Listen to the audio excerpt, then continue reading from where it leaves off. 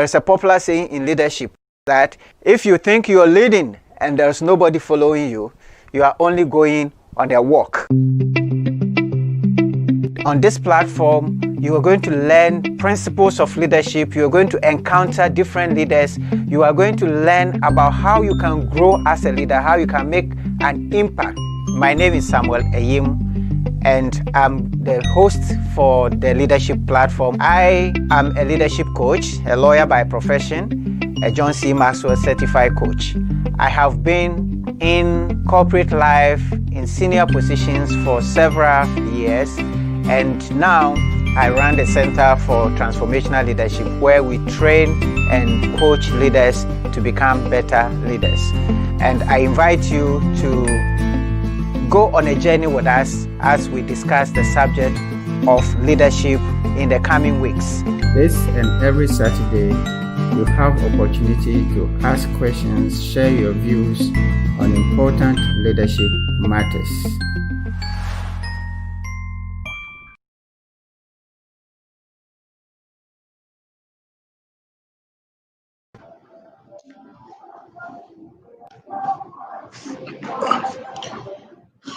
Hello.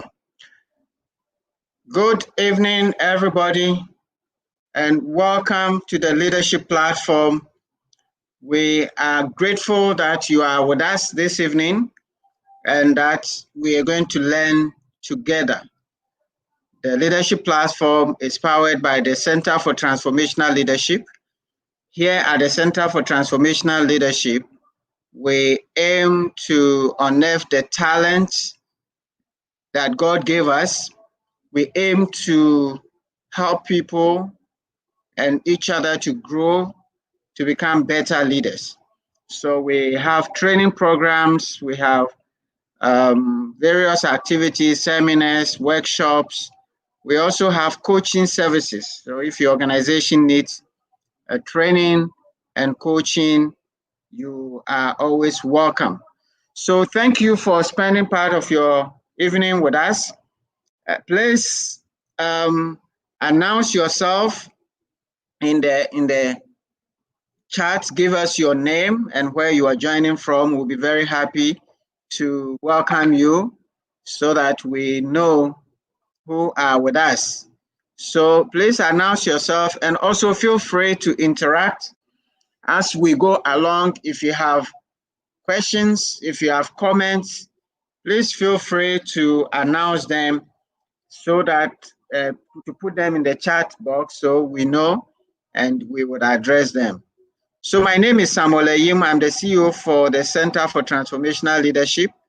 And this evening, I'm going to lead the discussion on the topic of building trust as a leader.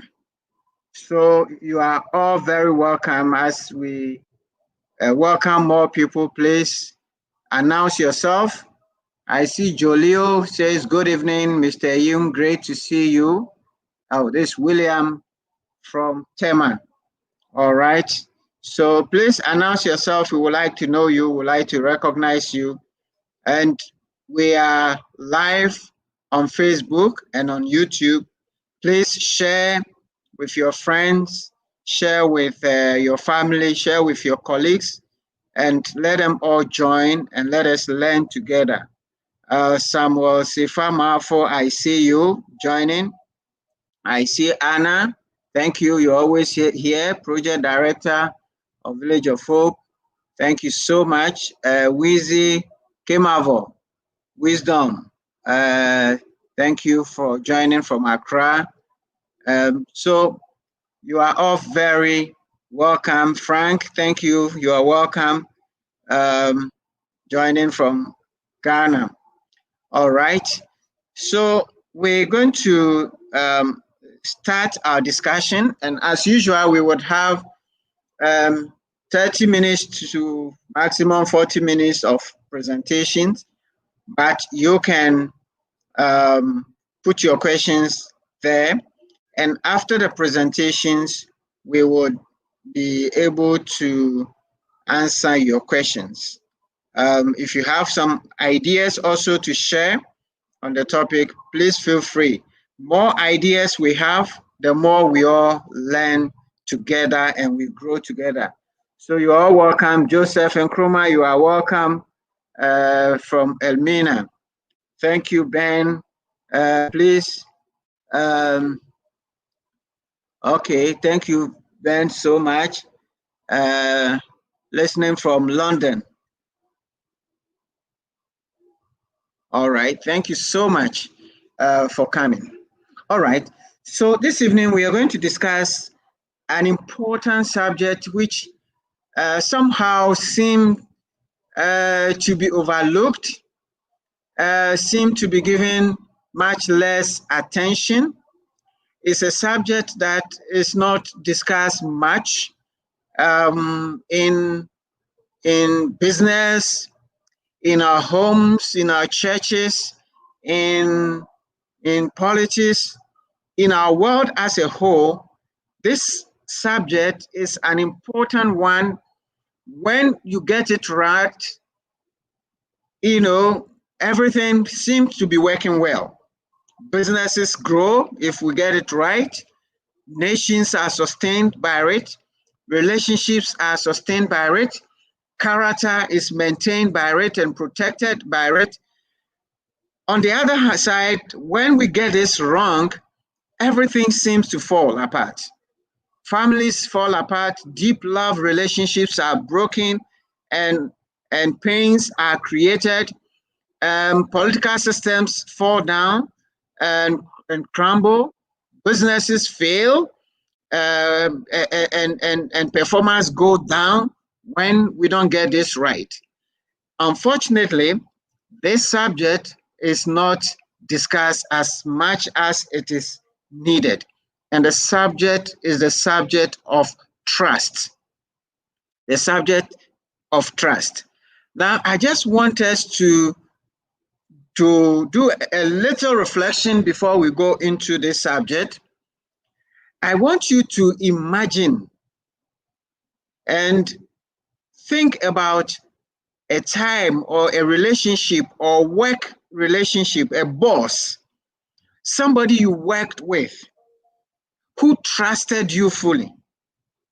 And I want you to think about how you felt working with that person who trusted you, who had full confidence in you.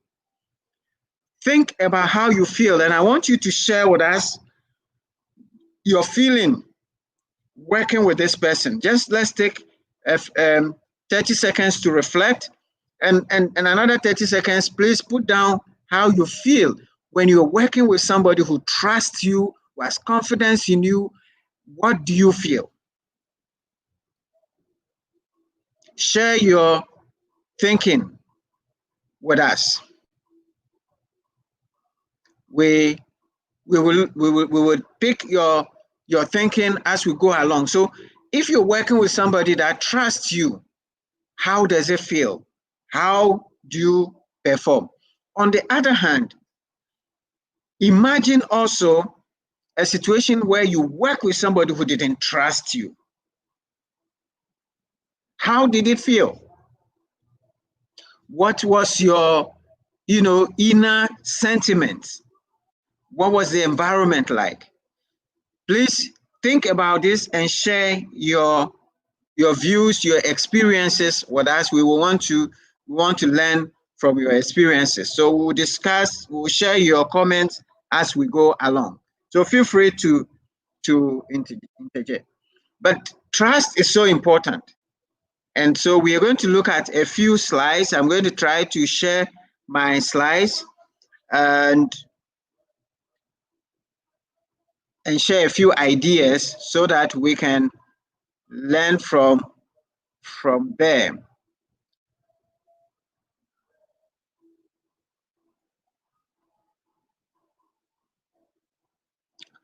One second as I try to share my slide. So there we are, building trust as a leader. Now, the first thing I want us to understand is that the world that we live in today is an interdependent world. Today, you sit in Ghana and you are consuming food that is produced from China or from Australia. And even that food, different aspect of it may have been, a farmer may have produced it somewhere, it has processed somewhere. We live in an interdependent world. Today, no country can claim to be an island. It is said that we are in a small village. So collaboration and working together is a key skill in our world today. We need to work together at every point in our lives. Organizations need to work together. The idea of competition is even going out. Banking, for example, has Bankers Association. Industries have associations of industries. Even political parties in Ghana have IPAC, where they meet and agree on things. The idea of working together and collaborating is so essential to our world today. It's not like in the olden days where you lived in your village, you didn't know the next person. But today, with internet, with social media, with electronic communication, with all forms of communication, collaboration is the word that goes. It is the foundation of our life today. But what holds collaboration together is trust. It's the fact that you believe in the other person. So you get a product from India, you get medicine is imported from India. And if you don't trust that medication, you will not take it. I mean, there was a time when people complained, when everything was coming, they would say, oh, this is China, and it has a label. Today, nobody is joking about things from China again because they're taking over the world. So trust is the new currency of our world today. And the more trust you have, the more effective you are able to operate. That is what Steve Covey says. This is what he also says. He says trust is the work of a leader. We define leadership as influence. Now, if leadership is your ability to influence and get to people to follow you, it means you are asking them to follow you to a certain destination. And there is nowhere you can go to that destination if you don't trust. And people will not follow you if they don't trust you. They don't trust you, they won't follow you. Okay, so leadership and trust go together. The first job of a leader at work or at home is to inspire trust, is to bring out the best in people by entrusting them with meaningful stewardship and to create an environment in which high trust interactions inspire creativity and possibility. So if you are going to be able to achieve great things, whether you are in a church, whether it is a business, whether it's an NGO, whether it's a family, whether it's a political party, whether it's a country that you are leading, if you don't entrust, meaning if you don't inject trust into that relationship, it's not going to work. In fact, you cannot lead people if you don't trust them. And people will not follow you if they don't trust you. So it is so crucial to leadership. It is the first job, according to Steve M.R. Covey, is the first job of the leader, is to trust people. And we will discuss that a bit more later. This is how John Maxwell also puts it. He says, trust is like change in a leader's pocket. Each time you make good leadership decisions, you earn more change. Each time you make poor decisions, you pay out of some of your change to the people. All leaders have a certain amount of change in their pocket when they start in a new leadership position. When you are out of change, you are out as a leader. In other words, when you are given a position, it is said that you are entrusted with a position. You are entrusted with the position. The word trust is in there, and trust is the word. Okay, You are entrusted with a position. You are given that responsibility because people believed in you. Now, when they believe in you and give you that position, they have given you a certain amount of resources in trust. And that resource that has been entrusted in you, you are going to make decisions. And if the more good decisions you make, the more the trust grows. And the more bad decisions you make, then that trust diminishes. So if you're a leader and you are not making good decisions, you will see that the trust is going down and the followers dwindle. And those who are constantly making, more good decisions, of course, leaders know that you cannot make good decisions every day. You make good decisions today, and tomorrow you can make a bad decision, and then life goes on. But you need to understand that that is an exhibition of trust that is working there. So that is an important first point that we should understand. First, we live in a world that is based on trust. You cannot live in this world of ours today if you don't have a certain level of trust. And number two, if you want to be a leader, understand that the leader's first job is trust. Now, Steve Covey also says, again, I'm going to just, this time I'm going to just, my presentation is going to be a lot of quotes from Steve Covey, because his book, Speed to Trust, is probably the most powerful book on trust. And I will recommend it that those of you who want to learn more about trust should look for Steve M.R. Covey's book, Speed to Trust. That book has a lot that we can learn from. So one of the things he says in that book is this: you can ignore the principles that govern trust, but they will not ignore you. In other words, if you choose not to understand how trust works, that's fine, but it will hurt you. So as a leader, it's very, very fundamental, because it is the foundation of leadership. All right. Now, let's move on. Steve once again says, above all, success in business requires two things: a winning competitive strategy and a superb organizational execution.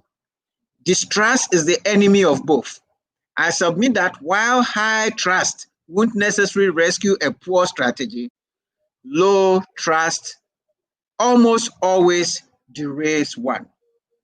In other words, in business, also in religion, also in politics, also in relationships, you need a strategy, and that strategy needs to be executed. But if you don't trust, whether your customers don't trust you, your stakeholders don't trust you, your employees don't trust you, if the people you work with don't trust you, your bosses, your subordinates, if there's no trust within the organization, even the best strategy would fail. The best thought out strategy will not work if there is no trust. You can know all the truth about the Bible, and you can be whatever, as holy as anything in yourself. If you're leading a church and there's no trust, that church will not grow and it will not thrive. It is as simple as that. Okay? Let us go on now and share a few of the ideas. Now, why is trust so important? There are two fundamental points that I want to share also, picking from... Point. Hello? Is anybody talking? There are two fundamental things that we need to understand about the importance of trust. The first one is the business reason, which we are discussing, and the second one is the business case. Now, Steve Covey says that there is a business case for trusting. In other words, when you trust, it goes to the bottom line. It affects the numbers. Trust goes into the numbers. In an organization where recently I was working with an organization where the top leadership does not really give power to the lower management, and where everything has to go and check and be rechecked and so on and so forth. And the organization is struggling. It's struggling because there's no confidence in the team. And if there's no confidence in the team, he says, when trust is down, business thrives on speed. There are opportunities, people have to sell, people have to make money and take advantage of the market opportunities. And speed is essential to execution in business. But when trust is not there, speed to execution reduces. So when trust goes down, people's activity goes down. People don't come to work early. You give people work, they do it as and when they want. When people don't trust the system, they go to church leisurely. The speed to execution goes down and the cost goes up. Because when people take a long time to do the work, what happens is that you are paying more for less. And that is somehow a tax on the organization. On the other hand, when trust is high, people execute faster. Execution speed rises, and therefore costs go down. It's as simple as that. It is economic. So trust is an economic issue. The second issue is that it's a leadership issue.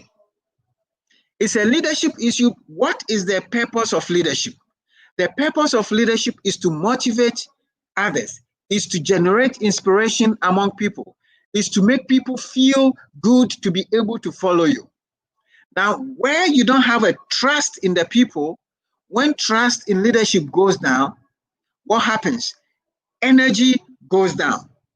And when energy in the team goes down, joy, satisfaction, happiness in the team goes down. Everybody is dry, is unhappy, and things don't go well. Okay? So that is very, very important to understand. But when there is trust within the team, you can see encouragement, you can see enthusiasm. I remember when I joined EcoBank in the beginning, the bank had been making losses, the leadership was an issue, shareholders had to, go on a looter and remove the directors, and energy was down. Everybody was, doing whatever they want at any time they wanted. Then there is a new leadership. In fact, what was happening is that profitability was down. They had written off the capital. Shareholders were not willing to put in money. Nothing was happening.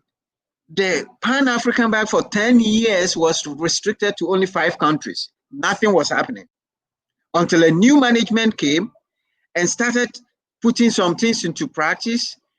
And as we will talk about, because people trusted the new management, both in the work environment, employees' energy rose, people became satisfied, the board became happy, shareholders became happy. In fact, after 2 or 3 years, they gave an award to the new management, and investors started pouring in money into the bank, and the bank started growing. Everywhere there was energy around the place. It is as important as that.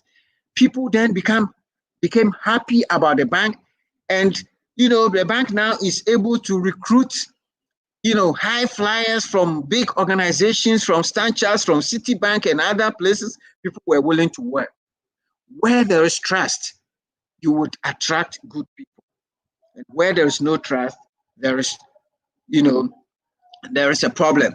So it's very, very, very important for us to understand. So how do we build trust? Quickly, we build trust by first and foremost starting with yourself. Trust, if you don't trust yourself, you can't trust others. In fact, if you don't trust yourself, who should trust you? So it starts with you trusting yourself, believing in yourself and your competences, as we will see. Then, when you have overcome that hurdle of trusting yourself and believing in yourself, then you give the trust. You give trust first before expecting it. Trust is a reciprocity issue. If you don't trust people, they will not trust you.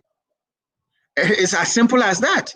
And a lot of the time, we leaders, we say we don't trust the employees and we keep things away from them. We don't want to be transparent with them. And because we don't trust them, they don't trust us. So there's a vicious circle of mistrust and suspicion within the organization. We see this happening a lot in our political environment. In Ghana today, everybody is talking about we are fed up with NDC, MPP, we are fed up because everybody is looking for a third force. Unfortunately, the third force is so split that nobody also want to put their votes there. So we also don't trust that third force. So there is a whole big challenge of mistrust.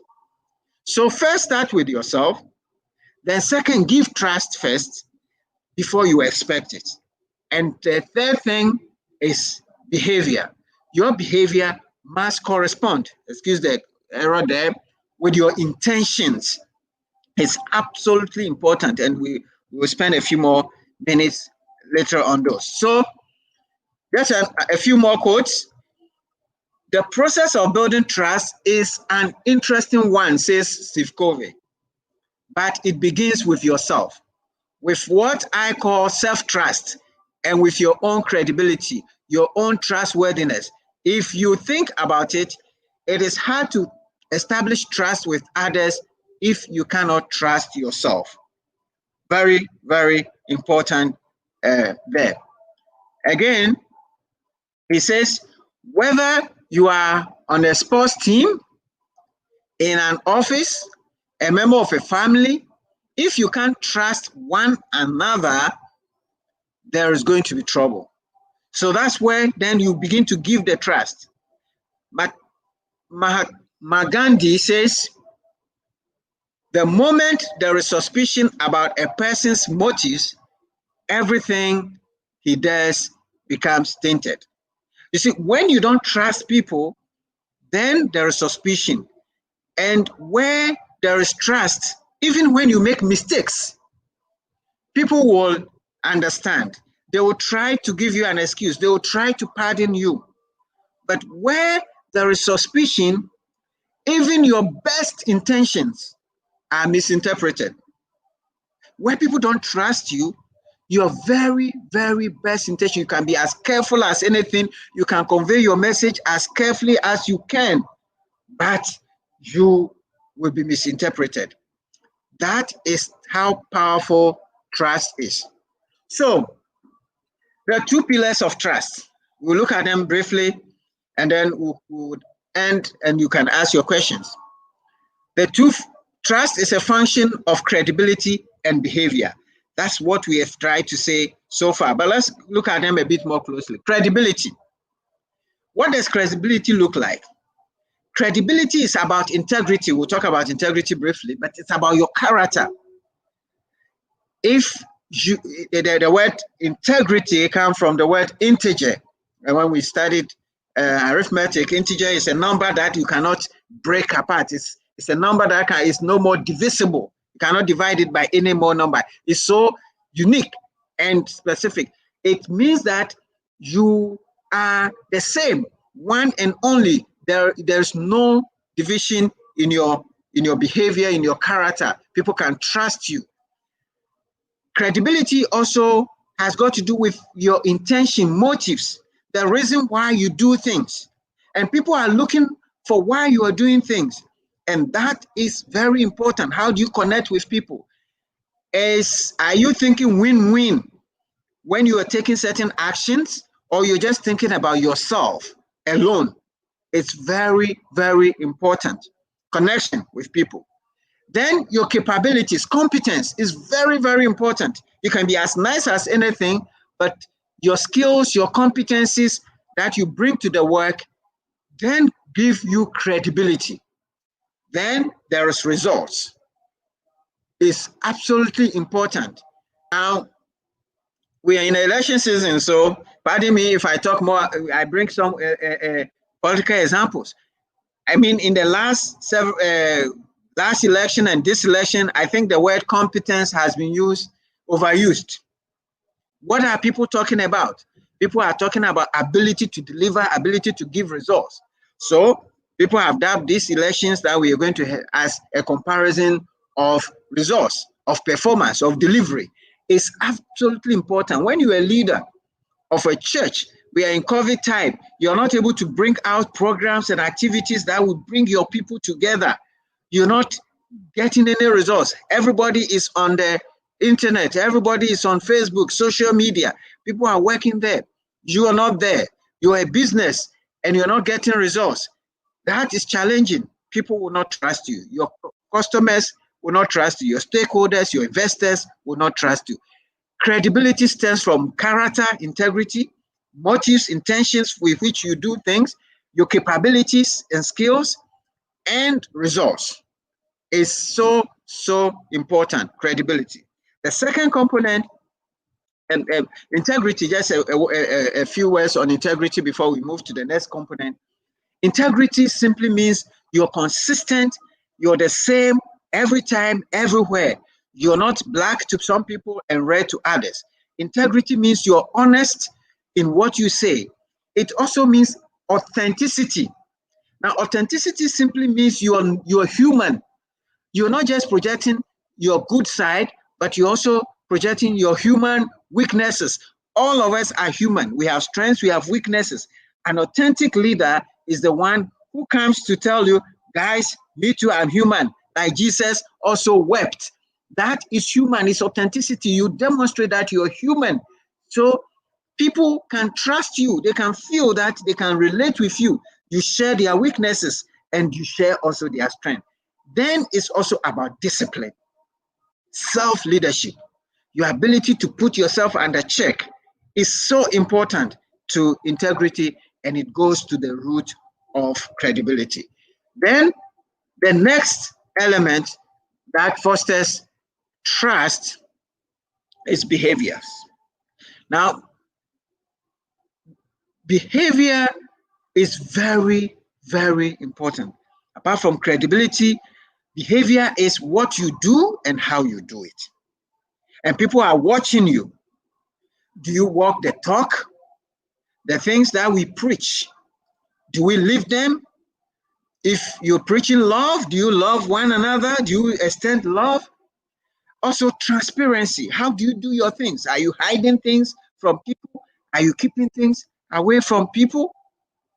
Now, loyalty.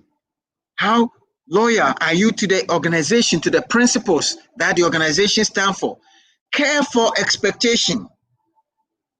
Now, when your boss gives you an assignment, for example, and you said, I will give it to you tomorrow, and tomorrow comes, and you don't give the assignment, and you don't go and tell your boss anything, that is a killer of trust.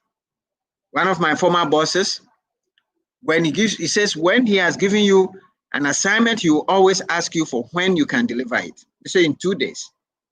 He says, if before the end of the 2 days, you cannot deliver it, please come back to me. Don't let me come to you and ask you when the deadline has, where is my output? Care for the expectation. What are the expectations? Get better. We all have our weaknesses. We make mistakes. But when you make a mistake, acknowledge it and work on it and get better. That is an important element of trust. Right the wrongs And especially when you're a leader and things are going wrong in the organization, you have to be able to step in and correct them. That gives you credibility, and that behavior also builds trust. Listen first is very, very important. Steve Covey, in his book, The 7 Habits of Highly Effective People, talk about first understand and be understood. First, seek to understand. Listen to people. Let's listen to where they are. Where are they coming from? Seek to understand and then be understood. Keep commitments. When you make promises, keep them. And another one, most important, extend trust. Your role as a leader is to stretch your arm of trust to everybody. That is how they will trust you. The leader is the one who should ant up first. You are the one to take the first step. If you don't take the first step towards your people, if you don't open that door, they will not be able to come in. Now, this will be my last slide, but let me share with you my own story when I joined one organization. In the beginning, I was working with this boss who, for some reason, was keeping, and I found out later that it was a matter of insecurity. He thought I was going to take over, but he didn't trust me with anything. He didn't give me any documentation. He didn't give me much work to do, to a point where my CEO would come to me and ask me, what are you working on? And I would tell him this and that. And he would say, what about that? What about that? And I would say, well, I didn't know it. And at that point, it was so demoralizing. It was so, difficult, working with this person who didn't trust you. In the end, he says, well, it's because I didn't speak French. Well, somehow, he moved on, and I had to work directly with the CEO. And the CEO called for all the files and gave them to me. He entrusted me with the document. And later on, at that point, it was a critical point. We had an AGM coming and I had to work. But because he gave me all the document and said, we need to work on this together, he didn't tell me of his fears until after we finished the AGM. But now that I have everything, and because he has demonstrated confidence, I took the mantle, ran the AGM, organized it, and we had one of the smoothest AGM at that time. After the AGM, my CEO calls me and says, close the door. Usually when my CEO calls you and say, close the door, because we operated an open door policy. And that is also a good thing for trust building. Open door, physically open the doors, okay? And then when he says, close the door, then he's either going to beat you or something confidential has to be discussed. So I entered and he says, close the door. My heart was beating. And he was like, well, Sam, I want to thank you very much, because when your boss left, I was honestly afraid, because all the feedback he had given of you was negative. And so I was not sure how we were going to go through this board and the AGM and so on. But I just decided I would trust you. At the end of the day, I can see that everything went well and the feedback is positive. Now, that is how powerful trust is to performance and results. It creates credibility and it gives authority. And it comes from integrity. If your people buy into you, then they will want what you want because they trust you. And if they will align with your vision, even if it requires change, they will make the sacrifices. Good character is what builds trust. So finally, if you want to know if your people trust you, ask them. Ask the people around you and find out if they trust you. And if whatever the answer would be, that is correct. That is correct. So I will bring my presentation to this end, and we would look at some of your comments and answer them. Okay, thank you so much, sir, for this wonderful presentation. A lot of people are enjoying it, and they've shared their comments and questions.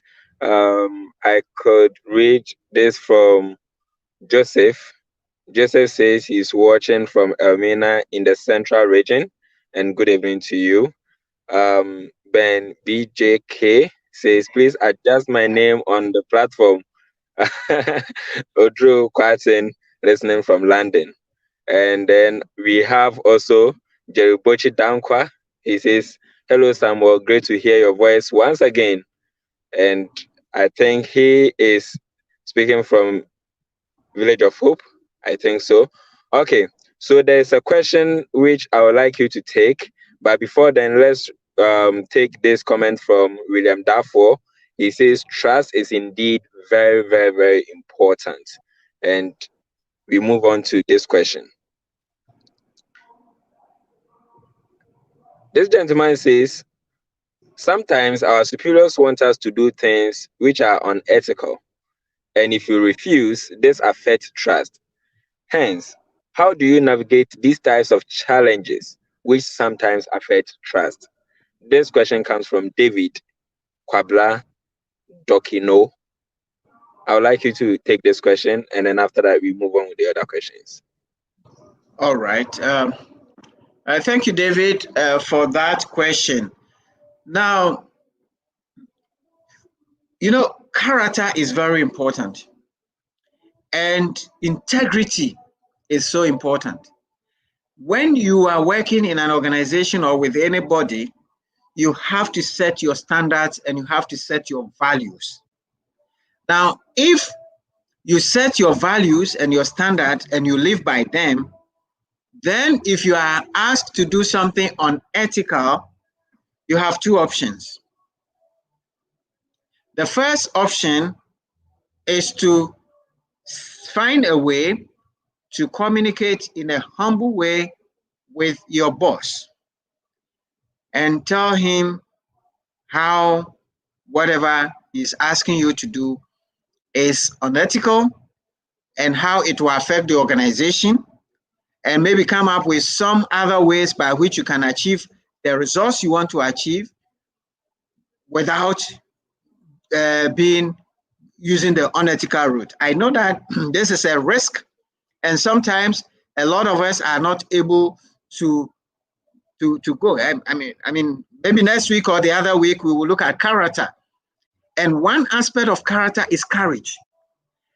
If you are going to be trusted, you have to have the courage to live your standards, to live your ethics, to live by your values. If you don't, you would undermine your own trust. And I can tell you, when you stand by that, in the beginning, the boss will say, oh, this, but deep down, they will respect you. But if the boss doesn't listen to you and insists, then maybe that is not the right place to be. That is a good time maybe to start, looking for another job. I know that is very difficult, and a lot of us will rather compromise and do the wrong thing rather than do the right thing and suffer. If all of us decide to do the wrong thing because we don't want to suffer, then we will continue to complain about our organizations, about our country, about our continent till thy kingdom come. Nothing will change. At a point, somebody has to stand up and say, there is a limit, there is a line that we don't cross. And that is where credibility is. If you don't stand by it, you will not be able to, get trusted. Maybe they will say, leave, but in the end, they will come back and respect you. So that will be my contribution on that. Okay. Also, there is this comment from Jerry Bochi. He says, you feel motivated and go the extra mile for him once there is trust. So, let's take this scenario. You work in a company where there is too much trust for you. How do you position yourself so you don't get too much hatred, or you don't find yourself as the most important person among your colleagues? This is a private question. Well, so you are in organization, there's so much trust, and so you don't want to, how do you conduct yourself so you don't have to get so much hatred from your colleagues? Well, I mean, if you're doing the right thing, and if the trust is coming from your character and your integrity, I don't think you have to apologize for it. But if it is you are being favored as against others, that is when people would have issue. And let us understand that the trust doesn't have to be between you and just your boss. You also have to win the trust of your colleagues and those under you, because you're leading everybody. Everywhere you are leading up, you are leading across, and you are leading down. And there has to be trust 360 degree. So if everybody trusts you, then nobody will be envious of you, because you have credibility, your behavior is right, and that is what you should continue. But if it is not trust in the sense in which we are talking about, then you may probably have issues, because maybe you are being given unfair advantage over others, and that's where people will begin to worry. Yes. Awesome. Awesome. Thank you so much for your response. This is from Wizzy Kemao. He says, you get peace of mind knowing whatever you, the person, trust in the result. On the contrary, the one that does not trust you, you work doubting yourself and anxious of his approval or disapproval.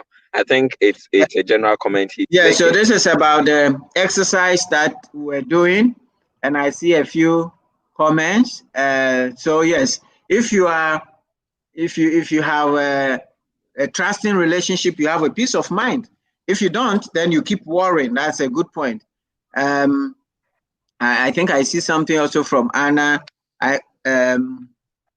Anna says, I owe it all to our minister in charge of our Hope Child Development Center for trusting me with the funds and the program. It gives me no room for error.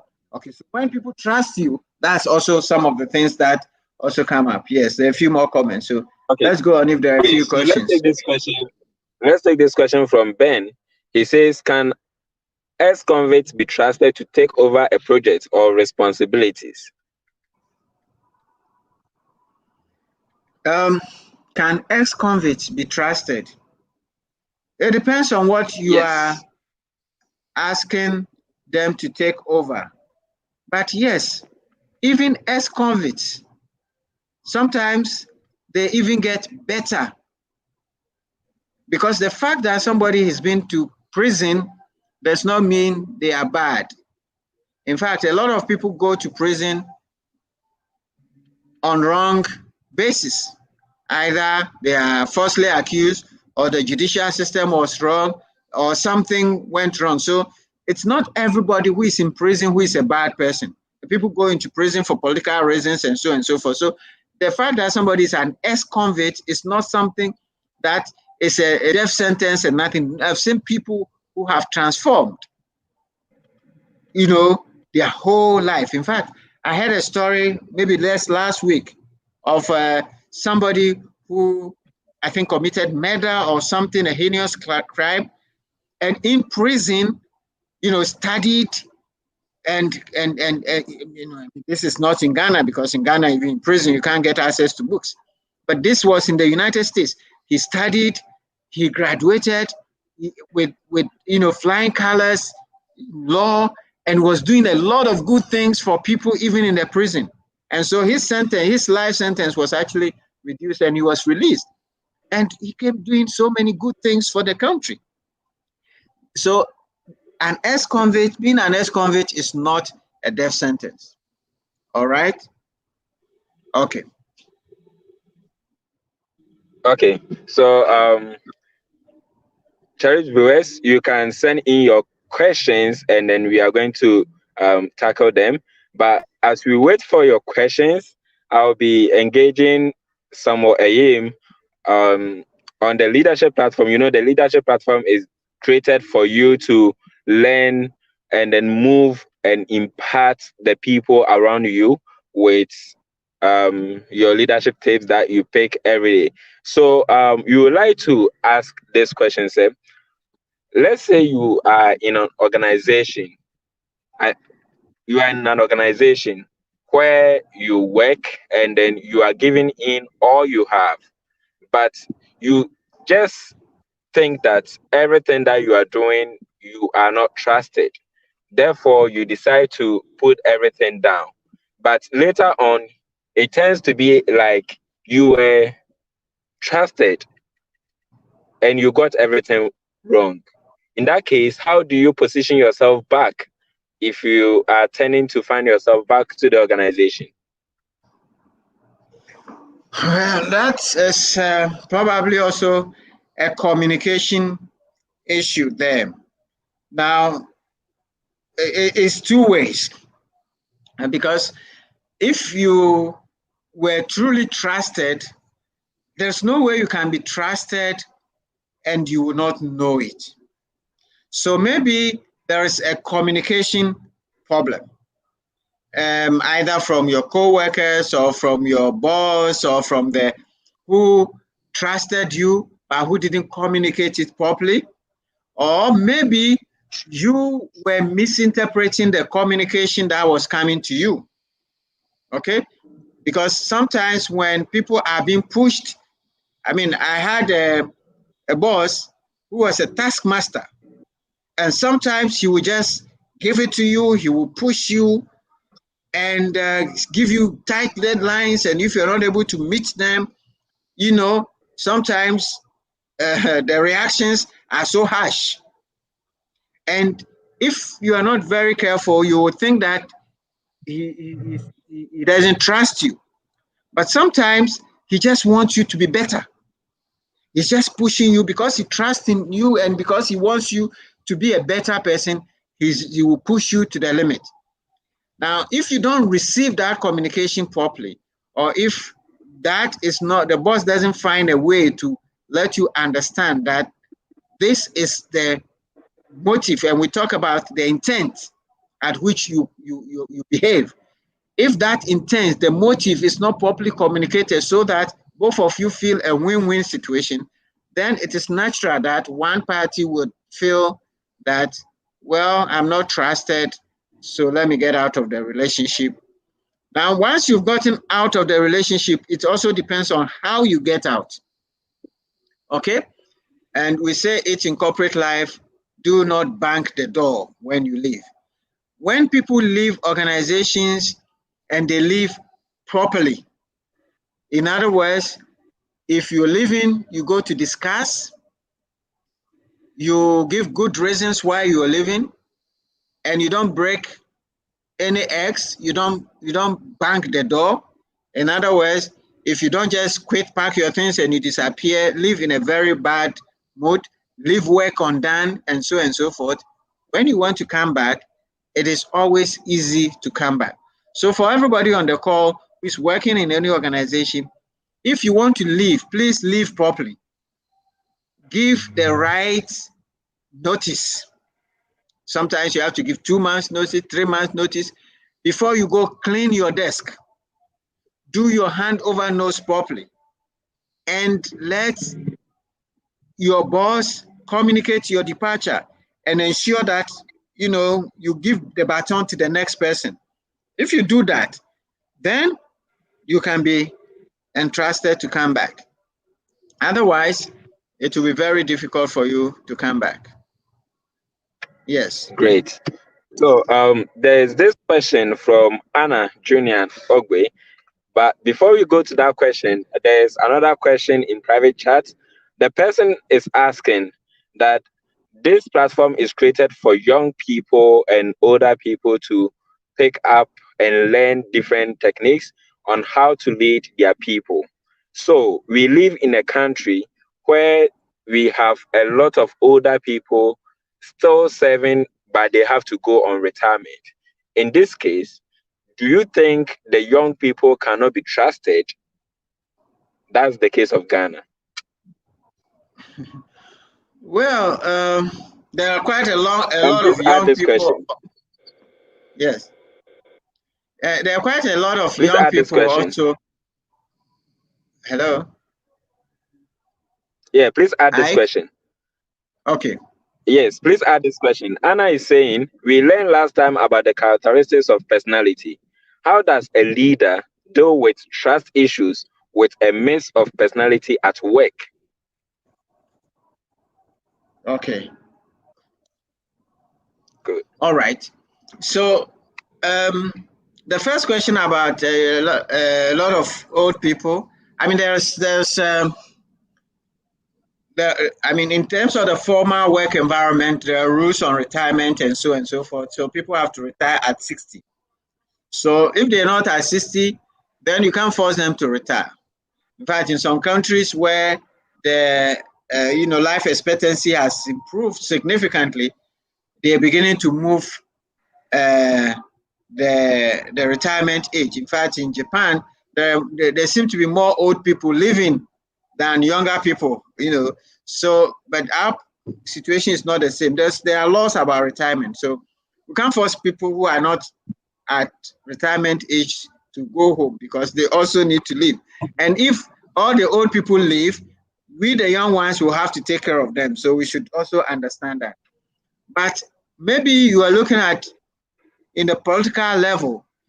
Even the political level, there are quite a lot of young people that we can see have been given some responsibility. There are a lot of young people in parliament and so forth. But maybe at the presidential level, in some of the parties, you have to queue and have to become old.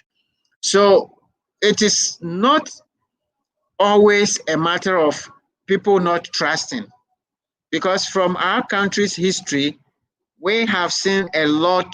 In fact, most of our presidents have until the Fourth Republic, most of our leaders have been young. Nkrumah was in his 40s when he took over. Jerry Rawlings was just around 29, 30 when he took over the first time, and then the second time. And even the third time, he was not that young. He retired quite young. And so on. The other military leaders were also not old. In the Fourth Republic, yes, we've seen, Jerry was a bit, I think he's probably one of the youngest. Mahama was not that old. Professor Mills was old. So there's a mix, even in the cabinets and so on. In organizations, there are quite a lot of young people. Even in the CEOs forum, you see quite a lot of young people there. So it's relative.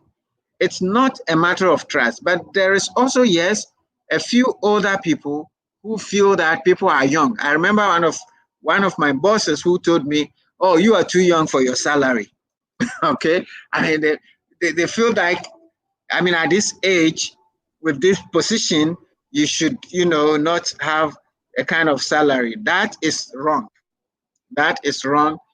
We should be able to trust young people. I believe in young people.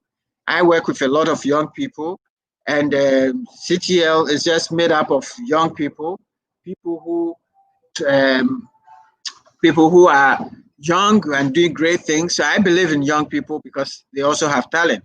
But there are also wisdom in old people, because what young people lack is experience, which the old people have. And the old people don't have the energy of the young people. So it has to be a combination. It has to be a combination. In terms of personality, how does a leader deal with trust issue with a mix of personalities? Now, it begins with understanding that we are all different. The leader has to understand that you have God, the 7 billion people created on this earth. We don't have two of them who are identical. We even talk about identical twins. Identical twins are not identical. There's so many things about twins, identical twins, they call them, which are different. Their iris is different, their fingerprints are different, they have all sort of things are different, their DNA is different. The 7+ people on this earth all have different personalities. So as a leader, you have to recognize that, because you are also different. Once you begin to recognize that there are differences, then you treat everybody as a human being. And we mentioned, I don't know if it's on this platform, that great leaders treat everybody as an individual. You don't treat everybody with the same brush. And that is how you create also the trust among them, because you give them, you treat them as they are, you respect them. One of the behaviors, maybe we didn't mention it, is respect.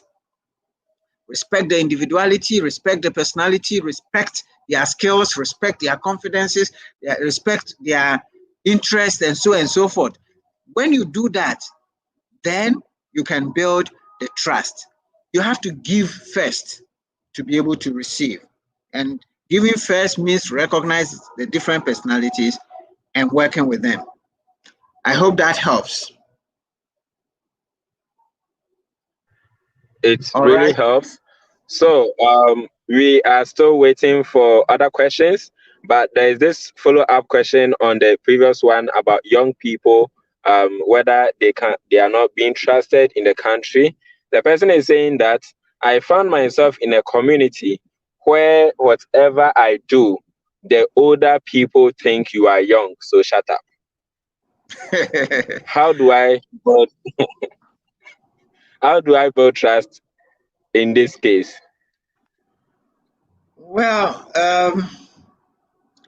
if they just say shut up without considering your competencies, then it's a problem. I mean, I have worked as a young person in different organizations. What I find is that it is your competencies. We have a local proverb that says, if you wash your hands well, you are able to eat with kings. And sometimes also we young people need to learn how to wash our hands well, because we have energy, because we have some knowledge, because of our times, because, and I believe the last lessons we learned with Dr. Chimesi Ankra last week shared about the different characteristics of the different age groups. Because of our differences in our age group, sometimes we young people think that our ideas are better than the old people's ideas. So sometimes the way we carry our ideas can be a problem. So you have to go back and find out, why is it that they are saying shut up? Are you communicating your ideas well? Do you have to learn how to communicate? You have to also give respect first. That is a two-way thing. And remember, at every point you are leading, it doesn't matter whether you are the older or the younger, or you are the boss or not the subordinate. Subordinate can lead the boss. So you give the trust first. Trust your boss, trust the older people, respect their age, humble yourself, be willing to learn from them. Say it to them, you don't know it, you want to learn. When you do that, when you show humility, but humility with intelligence and competence, they will respect you. They will respect you. So that is what I would say about that. All right. Okay. So Okay, thank you so much. So we are at the top of the hour at 8. And so I'm not seeing any more questions. So if there are no more questions, we would have to share with you with the programs that we are coming up with. We mentioned it last week. We can share it, but we still are open to listening to your questions if you have more or comment. But we are going to have Kofi. Can you share the flyer if it's available, so that we can share with the team put your dream to the test. We are getting to the end of the year, and we all are going to set goals. We are going to set targets. We all have to have a point where we are going to review our lives and find out what do we want to do with our lives. What is our dream? What is our vision? What are our goals? What are our objectives? So we've put together this program, Put Your Dream to the Test, which we are going to roll out in January. And the whole objective of Put Your Dream to the Test is to be able to help you, to give you tools and give you resources to examine your vision, to examine your dreams, to examine your goals and your objectives, to be able to get the tools to execute your vision to realization. So it's a very, very important course that we're going to come up with in January. And so we're going to give different dates so that you can choose. We would have a weekday courses, and then we'll have a weekend course. We'll hold it in January over the period. It's just 1 day course if you're taking the whole day, but over the weekend we would break it and have it over Saturday and Sunday. Kofi don't have the flyer to show, but we will share the flyer on our social media pages. We'll send them to you on your WhatsApps and your emails so that you can get prepared. The price is very cheap. It's only 300 cedis for the course. And we would urge you to begin to register your slot because each class will be limited to only 25. So when that time slot is booked, then you have to choose another time slot. So we just wanted you to be aware of that. Thank you very much. All right. There's a question from Ben who says, how can someone prevent abuse of power entrusted to her or him? All right. How can you prevent abuse of power? Just by not abusing it. That's as simple as that. If power is entrusted into you, you have to live within the limit. Respect those who gave you the power, and remember that the whole purpose of power and leadership is to make things better. So if you have power and you exercise it with diligence for the benefit of the people, for the benefit of the organization, then you will be okay. But if you don't, and you just use it for your own self, then that is an abuse. And that power would disappear. It will be taken away from you. So that is what I can say about that. All right. Any other comments? All right. So if there is no other comments from here, I cannot see any other comments, then we would have to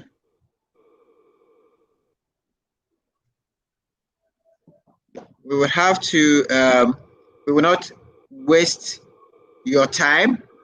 We just want to emphasize that trust is built on credibility and behavior. And when you are entrusted with, any position, any relationship, you need to maintain that trust with credibility.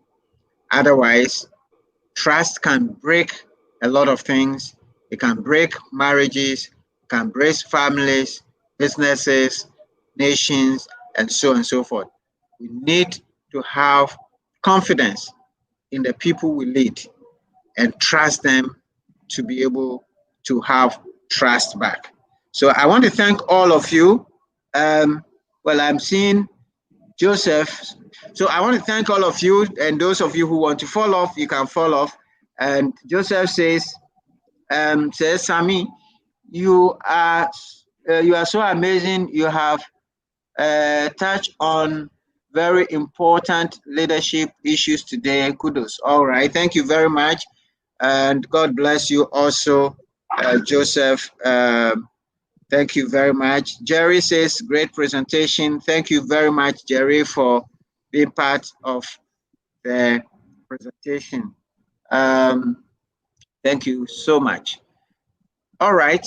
So we will end it here, and we'll see you next week when we come your way with another important, interesting subject.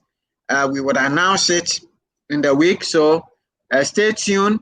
Please subscribe to our YouTube channels and follow us on Facebook, and please share the videos. And when you receive communication of our training, please share them as widely as possible. This is free to everybody, and we want to learn and grow together.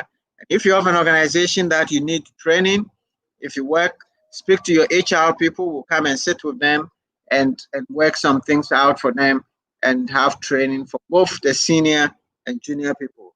So take care of yourself and be good.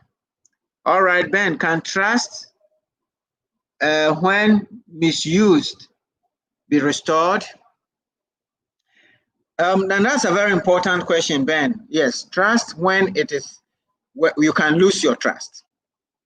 But when you miss it, you can restore it.